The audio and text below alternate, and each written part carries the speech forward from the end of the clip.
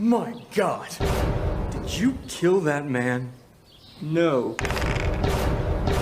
Who did? You did. What? How dare you? Oh my God, you're right! And with a chicken, no less. That doesn't even make any sense. Oh my God, I beat this poor man to death with a chicken. Yes, you did, Greg. My name isn't Greg. My name is Greg, and I've killed a chicken with a man. I can't keep doing this forever. It's been 20 seconds. Call it.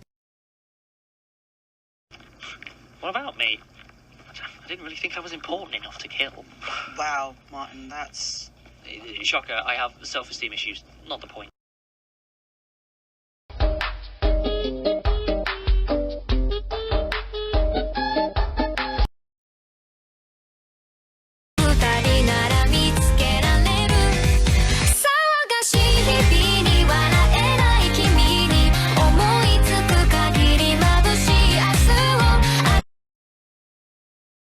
If vampires can't see the reflection in the mirror, how come their hair is always perfect? Winnie, shut up.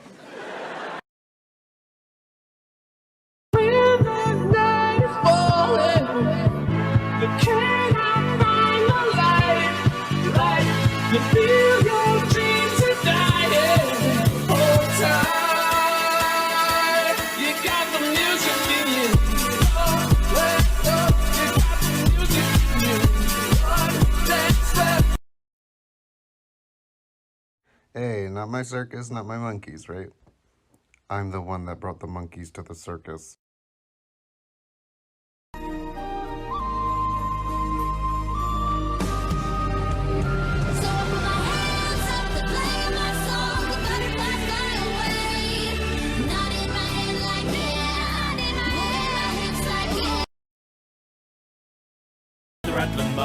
Down in the valley, oh. In the nest there was a bird, a rare bird, a rattling bird. Bird in a nest, and a nest, on a limb, and a limb, on a branch, and a branch, on a tree, and a tree, and a hole, and a hole, and a bog, down in the valley, oh.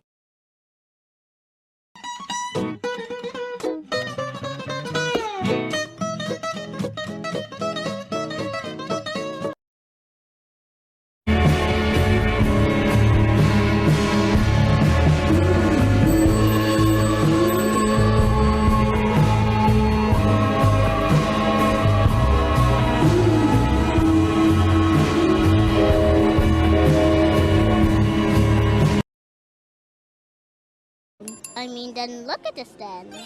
I can't imagine a more beautiful thing.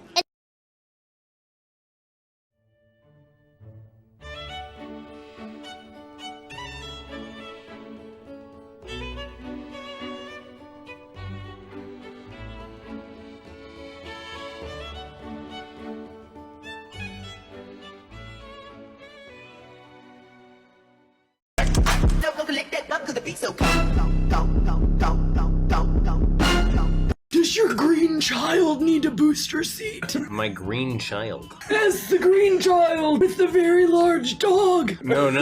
This is actually a goblin. It's an adult man. This is an adult man that you're looking at. You're looking at an adult man goblin. Oh, well, I'll be damned. I'm actually the oldest of the group. Oh, I was wondering why your voice was so low compared to most children. Anyway, my question still stands. Do you need a booster seat? Let's have a coloring page and some crowns if you want to color. I won't say no to that. All right. Oh, word jumble.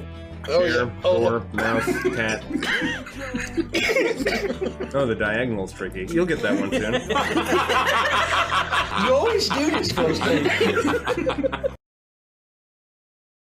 Dungeon Masters, here are 3 ways to make your players hate the BBEG. Players really care about their reputation in the world. They love to know that tales of their great deeds are travelling far and wide. But it works the other way too. Have the villains spread malicious lies about the players, or even take credit for their victories. Once the players find out what the BBEG is up to, there will be hell to pay. Keep track of any NPCs the players naturally take a liking to. Quest givers, travelling companions, anyone the players just click with. Once they've taken a shine to someone, retroactively edit that NPC NPC's backstory and make them a spy for the BBEG. When the time is right, reveal their betrayal. It will sting, but it will make the players hate the BBEG even more. Players often get attached to areas and towns they've personally helped out in the past. If they save a village only to find out a few weeks later that the BBEG's minions have come in and conquered the area, it will feel that the villain is personally threatening their good work. For obvious reasons, use all of these tips in extreme moderation.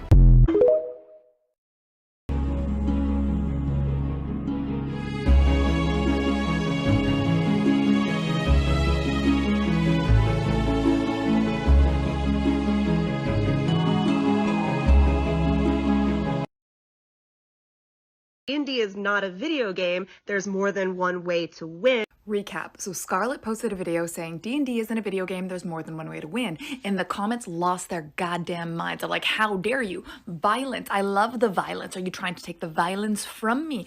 And I think it's hilarious is they keep saying, I do it for the chaos. I'm a murder hobo for the chaos. As if using the same hack and slash strategy to get out of every situation is chaotic. Honey, that's predictable. That's positively linear. My party started a cult to the old god Venus at a house party in the woman's washroom. That's chaotic. The changeling shapeshifted into the paladin who had taken an oath of chastity to convince them to, like, you know, hook up because it's just you, it doesn't count. And it worked. That's chaotic. My Eladrin has a bean Furby she keeps in an aquarium in her dorm that she mists every morning to keep moist. Chaos. Once again, I have no intro for this. So, I'm gonna replace the screws in your door with these here long ones, because if you keep the short ones, someone can just kick right through your door. Ask me how I know. Actually, don't ask me how I know. Okay, move the couch a little bit to the left, a little bit more. Do not put that lamp there. Are you insane? Do you know nothing of feng shui? Yes! I told you I could get every box in here in under an hour. I appreciate the labels. I really do. But this one just says miscellaneous shit. Where am I supposed to put that? No, I'm fine. I'm fine. I am fine. Don't help me. I can get the heavy ones. Told you my truck could fit the couch. Got a little squirrely once we got on the highway, but we did it. Hate me, say what you want about me. All the boys I know.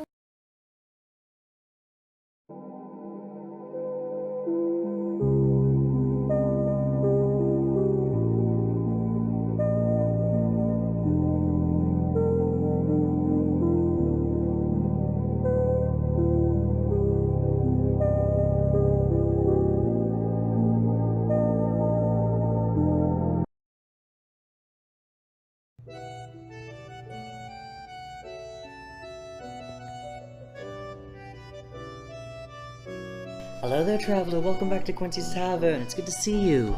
You're looking well. Different, but well. I should probably apologize myself for the short absence, as the tavern and myself have been going through some changes. But we're back now. Do you like the changes, though? Kind of a fan of them myself. But it's still the same place. You could change every floorboard, window, and potion bottle in here, but it's still the same tavern. Because I think it's the spirit of something that defines it, rather than the components or the pieces. A bit like people, you know? You could change everything on the outside, but it's the heart that still shines through. Anyway, I have brand new recipes that I can't wait to show you and like you to try, and I have some new friends and adventures to introduce you to. I hope you would join me for everything. But enough about me. Let me go ahead and get us something to drink, and I want you to catch me up on all of your adventures. What's new with you? Catch me up in your story. One moment. I played an AI-generated one-shot, and it was the most chaotic thing that I've ever experienced in my entire life. Everything was AI-generated. The characters, the locations, the quests, everything was just like it was a story that was created by a machine. There was an emotional support pineapple. We got overly invested in the emotional support pineapple. We were being stalked by the revenant ghost of one of the other characters' dead husbands that she definitely didn't murder. My randomly generated character was a warlock with daddy issues. And we were all trying to save this one girl that got abducted by a cult. How did we make sure that the cult was distracted while we went in to do the save? Well, our bard told and sang a lovely story about the time that he bedded a horse. A centaur, but a horse. Meanwhile, the centaur that was in our party offered the service that he was singing about for gold. I can't tell anymore if we were playing Dungeons and Dragons or not. This is what I'm feeding you depending on what type of D&D player you are. To the moral compasses, chicken noodle soup. I know your soul needs it after a long session of reminding the entire party to not just kill every single person that approaches them. I'm sorry that you're the only person who understands that chaotic neutral does not mean stab everyone and steal their shoes. For the human handbooks, which are very different than the rules lawyers, they don't enforce the rules. They just have the entire player's handbook memorized. We love you, because none of us know how to use our spells very well still. So I'm taking you out to fancy sushi, the kind that comes in a little boat. Yeah, this is what you're getting. You want sake? You want beer? You want one of those fun little sodas with the marble in it? And you go, psh, you get it all, baby. For the self-appointed protagonists, I mean, sure, there are 5 other people in this campaign, but go ahead and make every interaction about you. Here's a raw egg. I am sure you'll figure out something to do with it. For my combat experts who just want to fight things and don't want to talk. Look, role-playing is like 50% of the game. You gotta suck it up and do it just a little bit. But also, thank you for taking out like half of that army. We appreciate it. So, here's your chicken and rice. You can wash it down with a protein drink.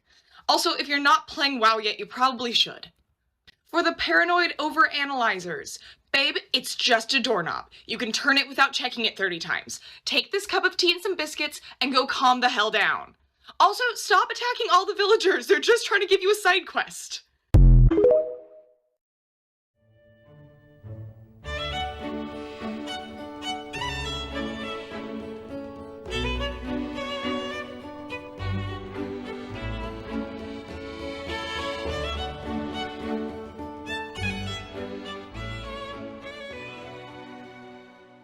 Welcome back to Dungeon Master Therapy. How can I help you today? Dungeons & Dragons combat and Dragon Ball Z combat are essentially just the same thing. Wow, you really came in today and chose violence, didn't you? Please explain what you're talking about! What I'm saying is the mechanics and timeliness of D&D combat and Dragon Ball Z combat are essentially just the same thing. They are 2 completely different things! Please tell me in what fucking universe they're the same thing! You know how you run combat in Dungeons & Dragons and sometimes it can take up to an hour and sometimes 2, and in reality, in-game it's only been like a minute? Yeah? Yeah, and in Dragon Ball Z, a fight that's supposedly like 5 to 10 minutes can sometimes go on for like 10 episodes. Wait. Plus, individual turns in D&D combat are only 6 seconds long, but there's some characters and classes that can do so much stuff in the span of 6 seconds that it's almost not humanly possible. Just like Dragon Ball Z characters doing stuff at incomprehensible speeds. And let's not forget about all the monologuing that good guys and bad guys do in both Dragon Ball Z and D&D in the middle of combat. Oh my god, is this why you came in today? Yes, I haven't slept in a week because I keep thinking about this! Top 10 things you need to know about playing a druid in Dungeons & Dragons. You harness nature magic. Your powers and features come from the land or the elemental planes. When you play a druid, you're a fighter and a healer.